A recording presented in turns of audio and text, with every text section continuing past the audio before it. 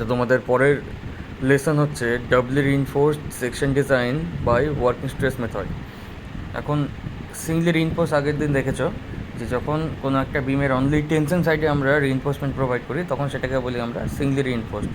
But যখন আমাদের tension সাইডের সাথে সাথে কম্প্রেশন সাইডেও রিইনফোর্সমেন্ট প্রোভাইড করতে হয় তখন আমরা বলি সেটাকে ডাবলি রিইনফোর্সড সেকশন। তো ডাবলি রিইনফোর্সড সেকশন জেনারেলি কেন প্রোভাইড করি? যদি আমার সেকশন সাইজ ফিক্স করে দেয়, মানে সেকশনের উইথ আর সেকশনের ব্রেথ এ দুটো যদি ফিক্স করে দেয়, আর সেই সমস্ত ক্ষেত্রে যদি আমার যে বেন্ডিং মোমেন্ট অ্যাকচুয়ালি জেনারেট হচ্ছে সেটা ব্যালেন্সড বেন্ডিং মোমেন্টের থেকে বা ব্যালেন্সড মোমেন্ট অফ রেজিস্ট্যান্সের থেকে বেশি হয়ে যায়, দেন আমাকে ডাবলি রিইনফোর্সড সেকশন ডিজাইন করতে হয়। আর সেকেন্ড কেস হচ্ছে যদি বিম বা স্ট্রাকচারাল মেম্বারটা মুভিং লোডের আন্ডারে থাকে, সেক্ষেত্রে আমাদের ডাবলি রিইনফোর্সড সেকশন ডিজাইন করতে হয়। তো ডাবলি রিইনফোর্সড সেকশন, আচ্ছা আগের দিন তোমরা দেখেছো সেকশন 3 ধরনের হয়: under reinforce, balanced and over reinforce. Under reinforce ক্ষেত্রে আমাদের নিউট্রাল অ্যাক্সিস ডেপথটা সবচেয়ে কম থাকে, ব্যালেন্সে মিডিয়াম থাকে, আর ওভার রিইনফোর্স সেকশনের ক্ষেত্রে নিউট্রাল অ্যাক্সিস ডেপথ যথেষ্ট বেড়ে যায়। তো ব্যালেন্স সেকশন আমাদের সবসময় ডিজায়ারেবল আন্ডার রিইনফোর্স সেকশন, আমরা ম্যাক্সিমাম ব্যালেন্স সেকশন অবধি যেতে পারি, বাট কখনোই আমরা ওভার রিইনফোর্স সেকশন ডিজাইন করবো না। কেন? তার কারণ হচ্ছে ওভার রিইনফোর্স সেকশনে স্টিল তার ম্যাক্সিমাম স্ট্রেস পৌঁছাতে পারে না। যখনই স্টিল তার ইল্ড পয়েন্ট পৌঁছাতে পারবে না, তার মানে কি স্টিলে ইল্ডিং হবে না। তো ইল্ডিং যদি না হয়, স্ট্রাকচারটা বা বিমটা যখন ভেঙে পড়বে তার আগে আমরা কোনো রকম সিগন্যাল পাবো না, লাইক বিমটা এক্সেসিভ বেন্ড করে গেছে, জেনারেল সিগন্যাল যেটা, অথবা বিমে যে ক্র্যাক এসছে টেনশন সাইডে প্রচুর পরিমাণে, এই ধরনের সিগন্যাল আমরা পাবো না ওভার রিইনফোর্স সেকশনের ক্ষেত্রে। এই কারণে খেয়াল রাখবে ওভার রিইনফোর্স সেকশন সবসময় আনডিজায়ারেবল, কারণ ওভার রিইনফোর্স সেকশনে ফেলিয়ার হয় ব্রেটল ফেলিয়ার। যদিও একটা কোশ্চেন যেটা ইন্টারভিউ পারপাসে হামেশাই জিজ্ঞাসা করে সেটা হলো কোনো structural member RCC reinforced concrete, যে কোনো স্ট্রাকচারাল মেম্বারের ফেলিয়ার কার জন্য হয়, স্টিলের জন্য কংক্রিটের জন্য?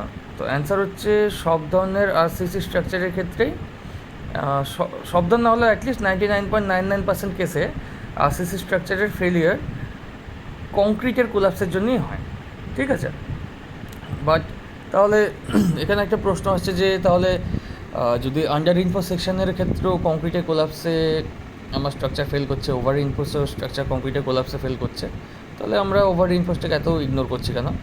তার কারণ আবার সেই একই জায়গাতে ঘুরে ফিরে আসছে, সেটা হলো ফেলিয়ারের আগে স্ট্রাকচার যেন প্রপার সিগন্যাল দেয় যে না স্ট্রাকচারটা ফেল করবে। ঠিক আছে, তো আন্ডার রিইনফোর্স সেকশনের ক্ষেত্রে এই সিগন্যালটা যথেষ্ট বেশি থাকে, ব্যালেন্স সেকশনেও যথেষ্ট পাওয়া যায় সিগন্যালটা, বাট ওভার রিইনফোর্স সেকশনে সিগন্যালটা পাওয়া যায় না। তো সেই কারণে ফেলিয়ার হয় সাডেন, তুমি কিছু বোঝার আগেই স্ট্রাকচারটা ফেল করে যাবে। তো সেক্ষেত্রে প্রপার্টি লস বা লাইফ লস অনেক বেশি হয়। ওকে, তো সেই কারণে খেয়াল রাখবে আরসিসি ডিজাইনে কখনোই ওভার রিইনফোর্স সেকশন ডিজাইন করা হবে না, সেটা ওয়ার্কিং স্ট্রেস মেথড হোক অর লিমিট স্টেট মেথড হোক। ঠিক আছে, তো সেই কারণে যেখানে সেকশন সাইজ ফিক্স করে দিয়েছে আমার acting bending moment balancing moment of রেজিস্ট্যান্সের থেকে বেশি, আর যেখানে স্ট্রাকচারের ওপর মুভিং লোড রয়েছে সেখানে আমাদের ডাবলি রিইনফোর্স সেকশন ডিজাইন করা দরকারি হয়ে পড়ে। ডাবলি রিইনফোর্স সেকশন ডিজাইন করার সময় আমাদের যেহেতু টেনশন সাইডের সাথে সাথে কম্প্রেশন সাইডেও রিইনফোর্সমেন্ট প্রোভাইড করতে হয়, তো সেক্ষেত্রে আমাদের অ্যানালিসিসটাকে আমরা দুটো পার্টে ভাগ করে নিই। ফার্স্ট, ব্যালেন্স সেকশনের জন্য আমরা একটা সিঙ্গলি রিইনফোর্স সেকশন ডিজাইন করি। ঠিক আছে, সেকেন্ড যে এক্সেস মোমেন্টটা, মানে যে আমার যেহেতু bending moment balancing moment of resistance থেকে বেশি, তার মানে এক্সেস মোমেন্ট কত? Bending moment minus balancing moment of resistance. এই এক্সেস মোমেন্টের জন্য আমরা স্ট্রাকচারে এক্সট্রা রিইনফোর্সমেন্ট প্রোভাইড করি, সেটা টেনশনের সাথে সাথে কম্প্রেশন সাইডেও আমরা দিয়ে থাকি। তো অ্যানালিসিস পার্টে আসি। ফার্স্টে আমাদের করতে হয় কি, যে ব্যালেন্স সেকশনের জন্য আমরা সেকশনটাকে ডিজাইন করব, means part of the section design করব। তো সেক্ষেত্রে আমাদের পুরো সিঙ্গলি রিইনফোর্স সেকশন ডিজাইনের প্রসেসই যাবে। ঠিক আছে, এবার যখনই আমরা যে এক্সেসিভ মুভমেন্টটা রয়েছে সেটার জন্য সেকশন ডিজাইন করব, তখন আমাদের কিছু ওয়ার্কিং স্ট্রেস মেথডে আমাদের কিছু প্রিমেড বা সাপ্লাইড ফর্মুলা রয়েছে, সেগুলো ইউজ করবে। লাইক ওয়ার্কিং স্ট্রেস মেথডে কম্প্রেশন সাইডে স্টিলটা পড়বে, সেই এরিয়া অফ স্টিলকে আমরা যখন কংক্রিটের এরিয়া রেসপেক্টে লিখবো তখন সেটা ভ্যালু দাঁড়াবে 1.5 m ইন্টু ASC। ঠিক আছে। আর আচ্ছা, অ্যানালিসিস পোর্শনে সিঙ্গলি রিইনফোর্স যেটা নাকি ব্যালেন্স সেকশন হিসেবে ডিজাইন করছে ওটা তোমরা দেখে নিও, কারণ আগের দিনে সিঙ্গলি রিইনফোর্স সেকশন ডিজাইন আমরা শিখেছি। সো এখান থেকে কোনো সমস্যা হওয়ার কথা না। আমরা ডিরেক্টলি কম্প্রেশন সাইডে স্টিল প্রোভাইড করবো, ওখানে চলে যাচ্ছে। এবার কম্প্রেশন সাইডে যখন স্টিল প্রোভাইড করছি তখন যে ব্যালেন্সিং মোমেন্টের জন্য যে কংক্রিটের স্ট্রেসটা জেনারেট হবে সেটা সিগমা সিবিসি অবধি পৌঁছাবে না। মানে কংক্রিটের যে আলটিমেট স্ট্রেস ওয়ার্কিং স্ট্রেস মানে কংক্রিট যে ম্যাক্সিমাম স্ট্রেস নেওয়া হয় ততদূর পৌঁছাবে না। সেই ভ্যালুটাকে আমরা সি ড্যাশ দিয়ে ডিনোট করছি। ঠিক আছে। তাহলে স্ট্রেস ইন কম্প্রেশন স্টিল কত হবে? 1.5 m ইন্টু সি ড্যাশ। এখন 1.5 ভ্যালুটা কম্প্রেশন স্টিলে নেওয়া হয় ক্রিপকে কনসিডার করে। জেনারেলি দেখা গেছে যখন ইলাস্টিক স্ট্রেন আর ক্রিপ এফেক্ট দুটোকে একসাথে কনসিডার করা হয় তখন যে এক স্ট্রেস ভ্যালুটা হয় সেটা শুধুমাত্র যদি আমরা ইলাস্টিক স্ট্রেসকে কনসিডার করি তার থেকে অনেক বেশি হয়। সেই কারণে এই 1.5 টার্মটাকে আমরা অ্যাডাপ্ট করে থাকি। তো স্ট্রেস ইন স্টিল কত? m into T by M means T A. তো এখান থেকে এরপরে আমাদের আসছে critical neutral axis depth calculation. আমরা কী জানি? Critical neutral axis depth equal to MC by T plus MC into D. But actual neutral axis তো ক্রিটিক্যাল নিউট্রাল অ্যাক্সিসের মানে লাই করবে না। ঠিক আছে। তো অ্যাকচুয়াল নিউট্রাল অ্যাক্সিস ডেপথ কী করে বের করবো? আমরা মোমেন্ট অফ এরিয়া যদি ইকুয়েট করি তাহলে আমরা অ্যাকচুয়াল নিউট্রাল অ্যাক্সিস ডেপথ পেয়ে যাব। বাট খেয়াল রাখবে এটা একমাত্র তখনই যখন ওভার রিইনফোর্স সেকশন ডিজাইন হবে। ঠিক আছে। যেটা আমরা সবসময় অ্যাভয়েড করবো। তোমাদের শেখার পারপাসে এটা দেখানো হচ্ছে যে আমরা ওভার রিইনফোর্স সেকশন যদি হয় সেক্ষেত্রে আমরা অ্যাকচুয়াল নিউট্রাল অ্যাক্সিস ডেপথ কী করে বের করব। ঠিক আছে। তো এই এক্সের ভ্যালু যেটা বেরোবে অ্যাকচুয়াল নিউট্রাল অ্যাক্সিস ডেপথ, এটা যখনই ক্রিটিক্যালের থেকে কম হবে দেন আন্ডার রিইনফোর্স, ক্রিটিক্যাল থেকে বেশি হলে ওভার রিইনফোর্স। ঠিক আছে। তো সবসময় আমরা আন্ডার রিইনফোর্স ভ্যালু চুজ করবো, কখনোই আমরা ওভারে যাব না। যদি ওভার চলে যায় আমরা রিডিজাইনে আসবো আবার। ওকে। আচ্ছা, ডব্লিউ রিইনফোর্স সেকশন এত ওয়ার্কিং স্ট্রেস মেথডে বেশি প্রেশার দিচ্ছি না। তার কারণটা হচ্ছে আমাদের বর্তমান ডিজাইন যে মেথড বা আমাদের যে IS কোড IS 456/2000 এটা লিমিট স্টেট অ্যাডপ্ট করে। ওয়ার্কিং স্ট্রেসের ডিজাইন এখন খুব কম করা হয়। সেই কারণে এই ওয়ার্কিং স্ট্রেস মেথডটা তোমরা যা শিখে রাখো, এখান থেকে হোল ডিজাইনে আসার কোনো দরকার নেই, যে সেকশন ডিজাইন এখান থেকে করবো। তো সেই কারণে এই চ্যাপ্টারগুলো তোমরা অতটা থরলি না হলেও মোটামুটি গুরুত্ব দিয়ে দেখো। ঠিক আছে। তো মোমেন্ট অফ রেজিস্ট্যান্সের ফর্মুলা কি? যখন কম্প্রেশন সাইড থেকে আমরা কনসিডার করছি B into x into CA/2, liver arm কত? D মাইনাস XA/3, আগেই দেখে এসেছি। ঠিক আছে। তো ফার্স্ট যে পোর্শনটা C1 হচ্ছে যখন ব্যালেন্স সেকশন হিসাবে আমরা পার্ট অফ দ্য ডিজাইন করছি।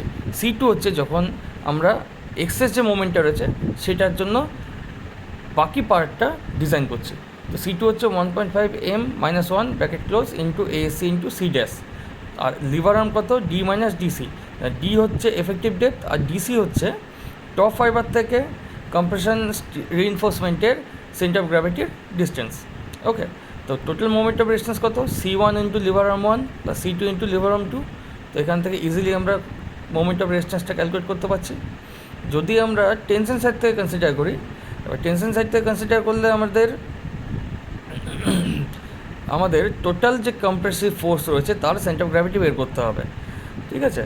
তো যদি C1 যে কম্প্রেসিভ ফোর্স তার সেন্টার অফ গ্র্যাভিটি y1 আর C2 কম্প্রেসিভ ফোর্সের সেন্টার অফ গ্র্যাভিটি y2 হলে টোটাল যে compressive force C1 plus C2 তার সেন্টার অফ গ্র্যাভিটি থাকবে কোথায়?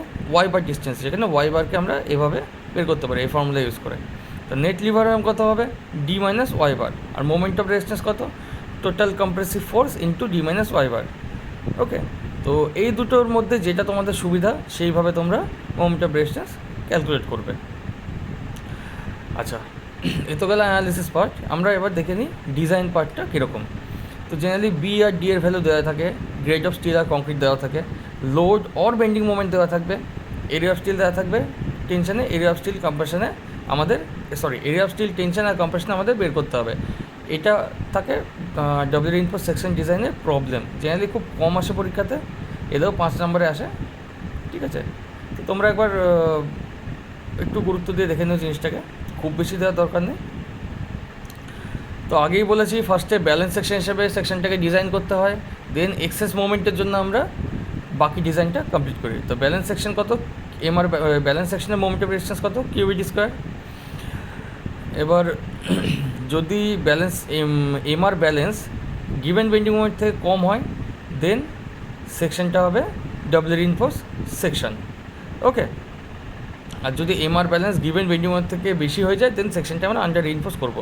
এই চেকটা সবার ফার্স্টেই করবে, কারণ তোমাদের পরীক্ষায় কখনোই কোশ্চেন এলে বল দেবে না সেকশনটা ডবল রিইনফোর্স হবে না সিঙ্গেল রিইনফোর্স, সুতরাং এই চেকটা মাস্ট। এখন ব্যালেন্স সেকশনের জন্য moment of resistance equal to balance সেকশনের মোমেন্ট অফ রেজিস্ট্যান্স। এবার আমরা কি জানি, total tension equal to total compression হতে হবে। তো টোটাল টেনশন কত ব্যালেন্স সেকশনের জন্য, half into B into XA into CA. আর ব্যালেন্স সেকশানে সিএ কত, সিএ অবভিয়াসলি সিগমা সিবিসি, কারণ ব্যালেন্স সেকশানে কংক্রিট তার ফুল ক্যাপাসিটিতে লোড ক্যারি করবে, ঠিক আছে। আর ব্যালেন্স সেকশানের টেনশন টোটাল টেনশনের ভ্যালু কত, টিএ ইন্টু AST1।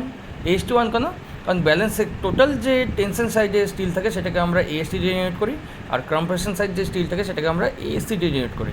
এখন টেনশন সাইড যে স্টিল আছে AST, এটাকে দুটো পার্টে ভাগ করেছে, AST1 AST2। AST1 হচ্ছে ব্যালেন্স সেকশন ডিজাইন করতে কয়টা স্টিল লাগবে, আর AST2 হচ্ছে ওই যে এক্সেস মোমেন্টটা রয়েছে তার জন্য আমাদের কয়টা স্টিল প্রোভাইড করতে হবে টেনশন সাইডে, ঠিক আছে। তো ফার্স্টে AST1 ক্যালকুলেট করবো। AST1 কী করে করবো, দেখো total tension equal to TA into AST1, ঠিক আছে। আর লিভার আর্ম কত, ডি মাইনাস XA/3।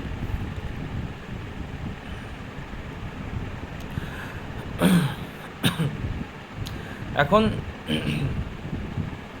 আচ্ছা, এই মাঝখানে ওরা এখানে একটা কাজ করে নিচ্ছে, সেটা হচ্ছে এক্সেস যে মোমেন্ট অফ রেজিস্ট্যান্সটা সেটাকেও ক্যালকুলেট করে দেখিয়ে দিয়েছে, ঠিক আছে। এটা আমরা পরে করলেও হতো। তো এক্সেস বেন্ডিং মোমেন্টটা কত, bending moment actual minus balance সেকশনের বেন্ডিং মোমেন্ট। আচ্ছা, C2 তো ওপরে দেখলাম 1.5 m - 1 bracket close into ASC into C dash, আর T2 হচ্ছে TA ইন্টু AST2, আর T এর ভ্যালু কত, সিগমা ST, আর লিভার আর্ম 2 কত, D মাইনাস DC, ঠিক আছে। তো AST1 ক্যালকুলেট করতে গেলে টোটাল মোমেন্ট অফ রেজিস্ট্যান্স সেটাকে ব্যালেন্স মোমেন্ট অফ রেজিস্ট্যান্সের সাথে ইকুয়েট করতে হবে। মোমেন্ট অফ রেজিস্ট্যান্স টোটাল কত, T1 into lever arm 1, T1 এর ভ্যালু কত, sigma ST into AST1, liver arm 1 এর ভ্যালু কত, D মাইনাস XC/3। তো এখান থেকে আমরা AST1 পেয়ে যাচ্ছি। আর রেসিডুয়াল বেন্ডিং মোমেন্টে MR2 আগে ক্যালকুলেট করেছি, MR2 ইকুয়াল টু কত, T2 ইন্টু লিভার আর্ম 2, এখান থেকে আমরা AST2 পেয়ে যাবো। আর ASC ক্যালকুলেট করার জন্য আমার কী করতে হবে, ASC ক্যালকুলেট করার জন্য ফার্স্টে মোমেন্ট অফ রেজিস্ট্যান্স MR2 যেটা, সেখান থেকে আমাদের ASC বার করতে হবে, সেখান থেকে আমাদের ASC বার করতে হবে কী করে, moment of resistance 2 equal to C2 into LA2। C2 মানে কত, 1.5 m - 1 into ASC into C dash, LA2 হচ্ছে D মাইনাস DC, এখান থেকে আমরা ASC পেয়ে যাচ্ছি। আর ASC বের করার আরেকটা প্রসেস রয়েছে, সেটা হচ্ছে সেকেন্ড যে পোর্শনটা, মানে ব্যালেন্স এক্সেস মুভমেন্টের জন্য যে পোর্শনটা আমরা ডিজাইন করছি বা যে পার্টটা আমরা ডিজাইন করছি, সেই পার্টিকুলার পার্টটার জন্য আমরা যদি মোমেন্ট অফ এরিয়া ইকুয়েট করি, দেন আমরা সেখান থেকেও ASC পাবো, ঠিক আছে। তো নিচে দেখো একটা প্রবলেম ওয়ার্কআউট করে দেওয়া আছে, তো তোমরা একটু প্রবলেমটা দেখে নিও, ওকে। আর কোনো রকমের সমস্যা হলে কন্ট্যাক্ট করো, ঠিক আছে, বেশ।